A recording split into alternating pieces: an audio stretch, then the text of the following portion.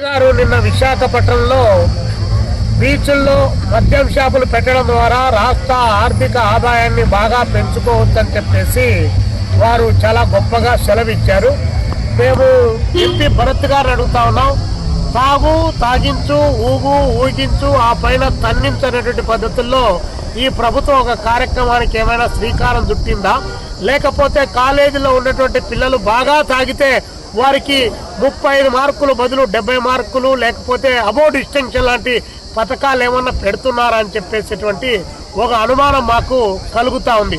లేకపోతే అధిక ఆదాయాన్ని సంపాదించుకోవడానికి ఈ మార్గాలు అన్వేషించి పర్యాటకులు తిరిగేటువంటి ప్రాంతంలో విచ్చలవిడిగా మద్యం అమ్మకాలను చేపడతా ఉంటే ఇప్పటికే గంజాయి, కొకాయిన్, హెరాయిన్ లాంటివి విచ్చలవిడిగా రాష్ట్రంలో అమ్మడవుతూ ఎంపీల స్థాయి వాళ్ళు కూడా దొరికిపోతూ దానికి మత్తుకు బానిసలైపోయి ఏమి చేస్తున్నారో, ఈ దేశంలో ఏమి జరుగుతుందో ఆలోచన చేసేటువంటి స్థితిలో కూడా లేకుండా యువత ఒకవైపున మగధరిద్రలో నిద్రపోతా ఉంటే మళ్ళీ వారిని మత్తులో ముంచి తేల్చేందుకు పాలక ప్రభుత్వాలు ఇలాంటి ప్రయత్నం చేయడం ఇంతకంటే దుర్మార్గకరమైనటువంటి విషయం ఉందా? సంపద సృష్టించడం అంటే తాగుబోతులను సృష్టించడమా? సంపద సృష్టించడం అంటే ఎక్కువ మందిని తాగే వాళ్ళు తయారు చేసి వారి ఆరోగ్యాలను పాడు చేసి ఆ యొక్క ఆరోగ్యాలను కార్పొరేట్ ఆసుపత్రులకు అప్పగించేటువంటి కార్యక్రమానికి శ్రీకారం చుడుతున్నారా? సంపద సృష్టించడం అంటే పరిశ్రమలు ఏర్పాటు చేయడం, సంపద సృష్టించడం అంటే ఉత్పత్తి పెంచడం, సంపద సృష్టించడం అంటే పని కల్పించి తద్వారా వచ్చేటువంటి ఆదాయం పెంచడం, ఇది కాదా కూటమి ప్రభుత్వానికి కావాల్సింది?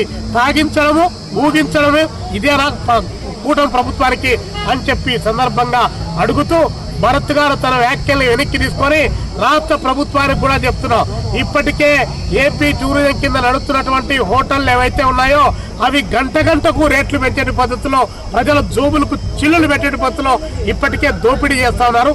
చేస్తున్న దోపిడీ సరిపోవడం లేదని చెప్పేసి బహిరంగంగా ఇలాంటి బీచ్ల్లో కుటుంబాలతో వచ్చి పర్యాటక ప్రాంతాల్లో తిరిగేటువంటి వాళ్ళపైన హత్యలు, అత్యాచారాలు, అఘాయిత్యాలు పెంచడానికి మీరు పూనుకుంటున్నారా అని చెప్పేసి ఈ సందర్భంగా అడుగుతూ రాష్ట్ర ప్రభుత్వం తక్షణం అలాంటి వ్యాఖ్యలు వెనక్కి తీసుకోవాలని చెప్పి డిమాండ్ చేస్తాం.